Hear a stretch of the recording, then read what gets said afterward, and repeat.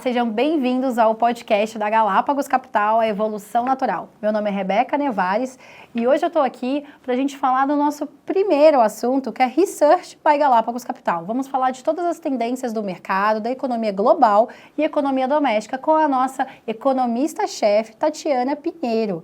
Quero agradecer a presença dela aqui hoje. Obrigada, Tati. Obrigada pelo convite. Deixa eu começar falando um pouquinho da minha história. Eu trabalho como economista já há muito tempo, são 30 anos de análise macroeconômica, passei pelas grandes casas, agora aqui nessa grande casa que é a Galápagos Capital. Sou doutoranda em economia pela FGV e sou articulista no broadcast também para assuntos de macroeconomia.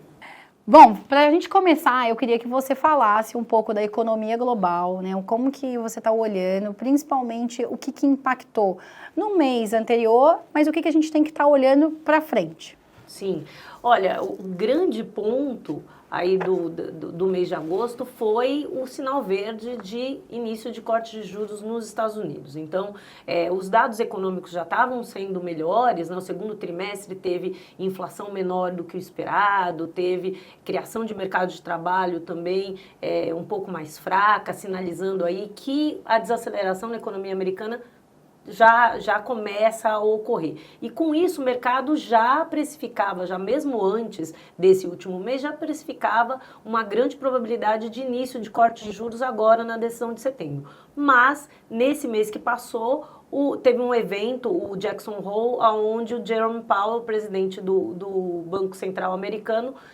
falou com todas as letras que é chegada a hora de início de corte de juros. E isso é extremamente positivo para as economias emergentes, né? A dúvida do que acontece, do que o Banco Central ia fazer com a política monetária nos Estados Unidos, era um tema que pesava muito, principalmente em cima do mercado de moedas, né? Afetando as economias emergentes. Agora, com uma sinalização clara que o movimento para frente é de corte de juros, isso traz um certo alívio no mercado de moedas, ou deveria trazer, né? O fato é que o cenário internacional está mais positivo, apesar de algumas dúvidas com relação ao crescimento da China, se a China vai conseguir crescer 5% esse ano, a meta do governo chinês ou não, vai ficar abaixo disso.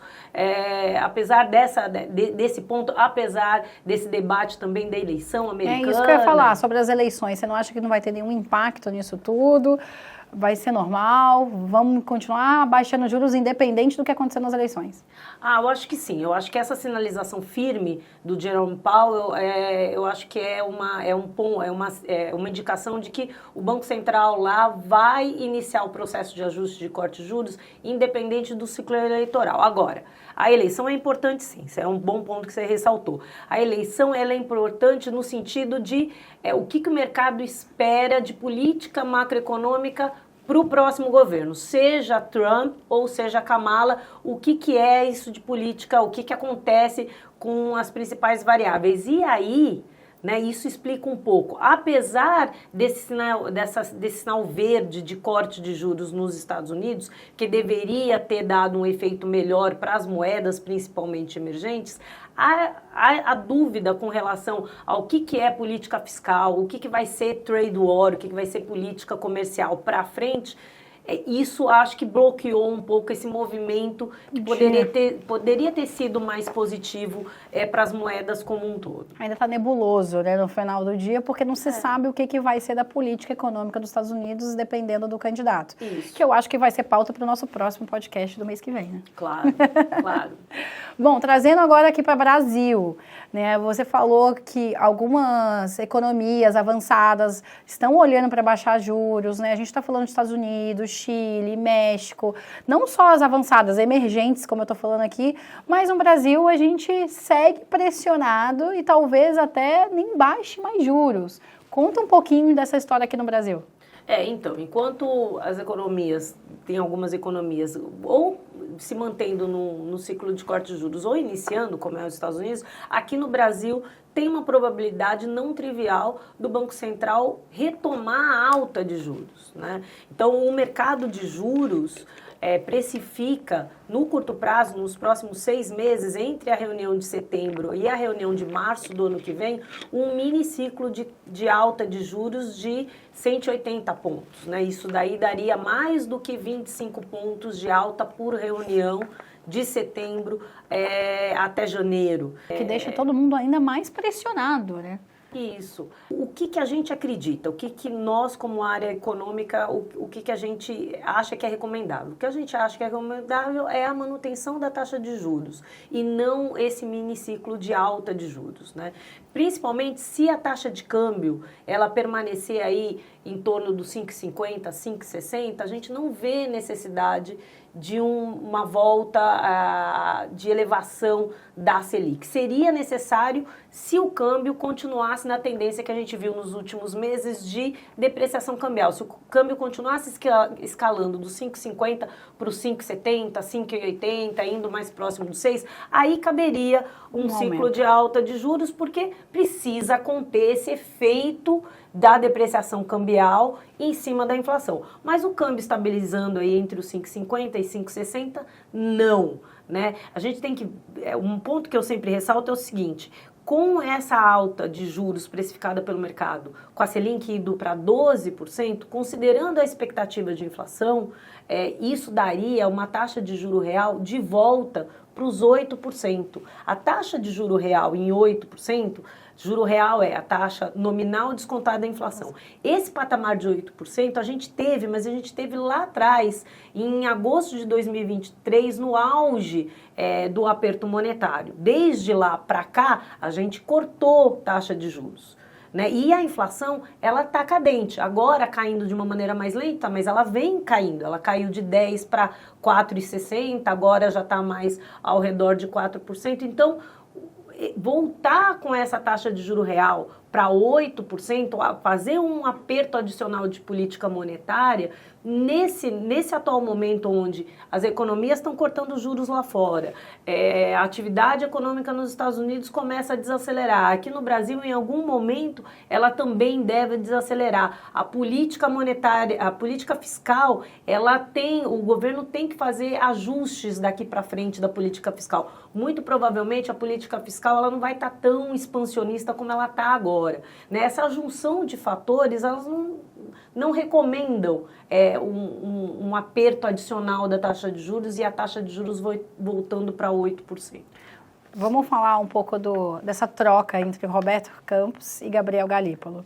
Como que a gente está vendo isso? Você acha que ele vai manter, né, a mesma política? Como que, embora o Banco Central seja totalmente autônomo, né, e para seguir a mesma política, como que a gente está vendo? O que o investidor deve ficar atento em relação a isso?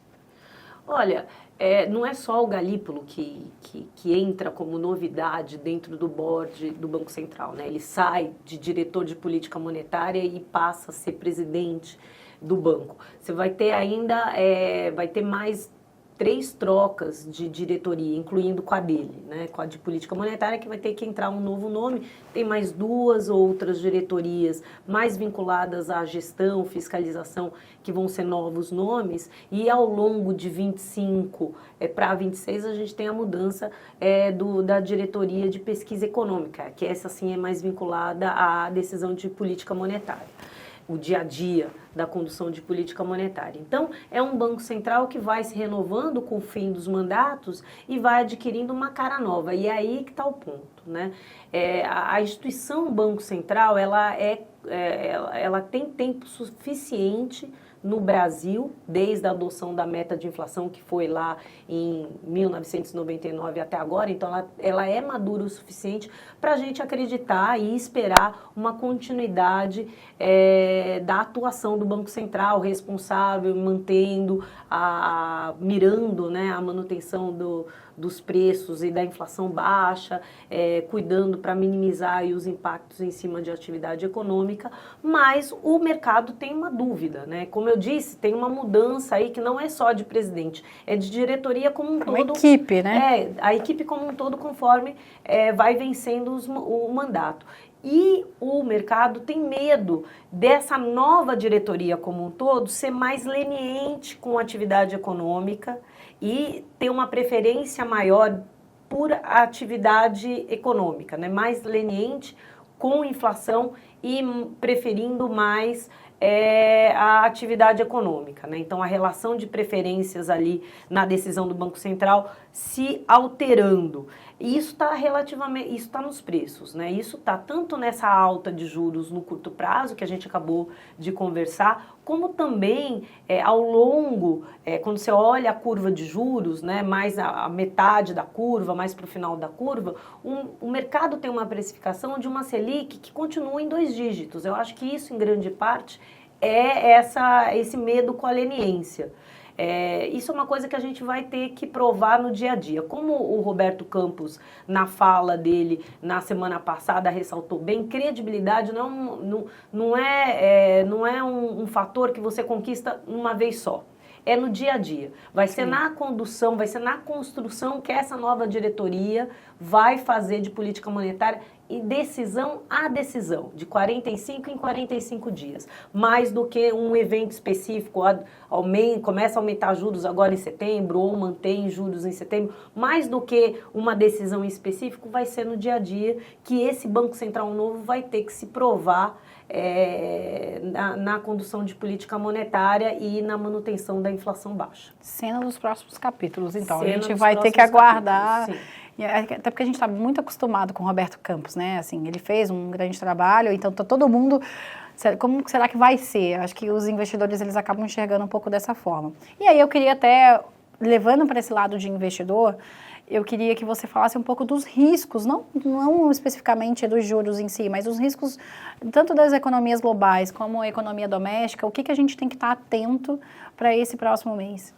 Para esse próximo mês e para os próximos meses, né? Exato, até porque a nossa visão sempre é de médio e longo prazo. Sim. A gente não é uma casa de curto prazo. Lógico. Olha, eu acho que essa questão da China, que eu ressaltei no começo do nosso podcast, é uma questão muito importante, porque assim, se a economia chinesa está desacelerando agora, num ambiente de guerra comercial, como é que fica o desempenho dessa economia, né? Então, o nosso acompanhamento, a gente faz um acompanhamento muito próximo da economia chinesa, porque ela é extremamente importante para os países emergentes, principalmente os exportadores de commodities, que é o caso de Brasil. A China é o nosso principal parceiro, o nosso principal destino de exportações, né? E em segundo lugar vem os Estados Unidos. Então, foi invertida essa colocação aí de destino de exportação brasileira. E um ponto que a gente tem acompanhado, o nowcasting, que é uma projeção, uma tentativa de ver o quanto que a economia chinesa, qual é a velocidade, o quanto que essa economia está crescendo hoje. Então, ao longo do mês de agosto, o que a gente observou, pelos dados macroeconômicos e pelo desempenho do mercado financeiro lá, é que essa economia vem desacelerando. O segundo trimestre ela crescia a 4,7% e agora, ao longo de agosto, o ritmo da economia estava em 4,3%, então uma desaceleração relevante.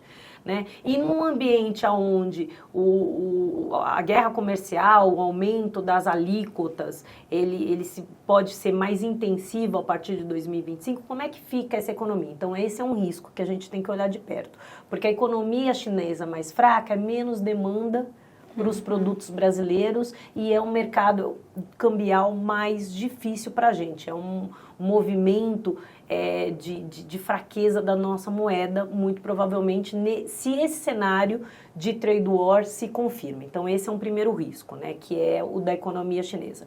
Um outro risco é o quanto que os Estados Unidos vai poder cortar juros, tendo uma política fiscal expansionista, né? Então, os Estados Unidos está com uma política fiscal expansionista e isso mexe no quanto que o Banco Central pode cortar juros lá. Uhum. Essas relações econômicas, elas valem para todos os países. É lógico que para os emergentes a gente sofre mais. Se a gente tem uma política fiscal expansionista, a gente é mais questionado na dinâmica da dívida e aí isso afeta mais diretamente o quanto que a gente pode cortar juros ou não. Nos Estados Unidos é o país, é a reserva mundial, né, onde numa aversão a risco, os capitais fogem para o guarda-chuva, né? O guarda-chuva mundial, que são os ativos americanos. Tudo bem. Mas mesmo assim, ainda vale essa relação entre política fiscal e política monetária. Se eles têm uma política fiscal expansionista, para manter a inflação baixa, a política monetária tem que ser mais alta do que ela era anteriormente. Então, o quanto que os Estados Unidos realmente vai poder cortar juros, né? Isso influencia a gente também, porque dependendo se ele pode cortar pouco os juros, quer dizer, a gente vai ter que conviver com uma taxa de juros americana mais alta, é menos fluxo de capital para o Brasil, e a nossa moeda também sofre. Então, esse também é um outro ponto que a gente tem que olhar. O que esse novo governo americano pretende fazer, seja de guerra comercial, seja na condução da política fiscal. E vindo aqui para a nossa seara, continua sendo o que o governo pretende fazer de política fiscal para os próximos anos. Né? A gente sabe que os gastos são muito engessados, muito comprometidos, tem muito pouco espaço para cortar. Muito pouco espaço para cortar, né? A gente estava falando antes do podcast começar que a gente tem ali em torno de 100 bilhões para cortar. Do tamanho da máquina pública brasileira, 100 bilhões não é nada para a gente ter manobra de corte. Os gastos são todos muito contratados. Sim. É difícil essa conta. Os gastos, a maior parte, 60% dos Previdência. Gastos... 60% do gasto está entre previdência e folha de pagamento dos funcionários ativos da União. Então, daí você já vê como é que é engessado. Não, e é um problema que não vai se resolver nem tão cedo, porque previdência, quanto mais passa, menos gente contribuindo, né? Afinal Sim. de contas, a população está envelhecendo e não tendo filhos. Sim. Então, assim, é um cenário que, no fundo, parece um pouco assustador. Mas a gente está otimista.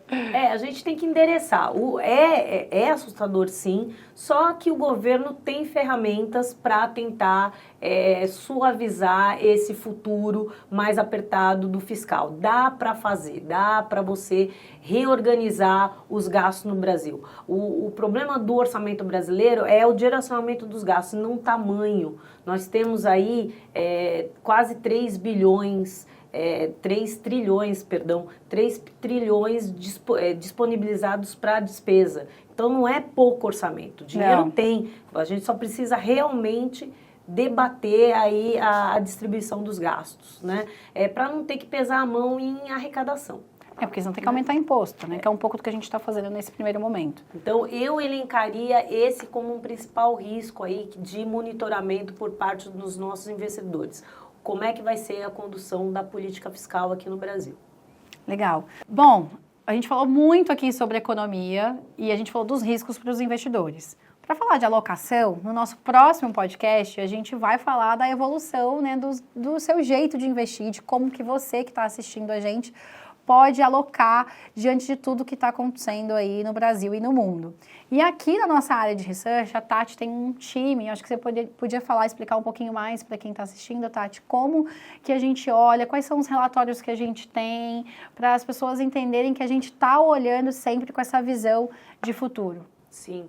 Então, os nossos relatórios, a nossa área, vamos começar pela área, a nossa área é dividida, nós olhamos de perto a economia brasileira e olhamos as economias avançadas e os emergentes na América Latina, isso bastante perto, tirando a parte de China também. Então, nós temos uma cobertura global e local bastante ampla. E essa cobertura global e local bastante ampla, ela se reflete no relatório diário, no Morning Call, que a gente passa para os nossos clientes diariamente, até umas 9h10 da manhã. Esse relatório está via WhatsApp e via e-mail para os nossos clientes. Nós temos também uma carta mensal, mais vinculada para a Asset, para falar da macroeconomia e dos resultados dos nossos fundos. Nós temos também apresentações mensais no Visão Macro em PowerPoint também falando do desenvolvimento mensal dos fundamentos macro, tanto lá fora como aqui dentro. E quinzenalmente nós temos um artigo. Seus artigos. Nós temos um artigo sendo publicado para os clientes que trata sempre de algum ponto relevante acontecendo na economia brasileira ou nos Estados Unidos, na China, na economia global. Bom, Tati, para finalizar, a gente sempre tem uma pergunta, na verdade é o primeiro, mas a gente vai começar com você, que é falando de evolução. Afinal de contas, Galápagos Capital, né, a gente se propõe a ser a evolução natural do mercado de capitais. Então, eu queria te fazer uma pergunta, por onde passa a evolução do mercado para você? Na extinção das barreiras. Né, na extinção das barreiras, cada vez mais interconectada todas os ativos, os mercados e a informação cada vez mais fluida. Para mim é isso que é por aí que passa a evolução no mercado financeiro. Muito obrigada para você que nos assistiu até aqui. Todas as quartas-feiras a gente vai se encontrar, tanto no YouTube quanto no Spotify. Nos siga também nas redes sociais. E a gente se vê na próxima. Galápagos Capital, a evolução natural.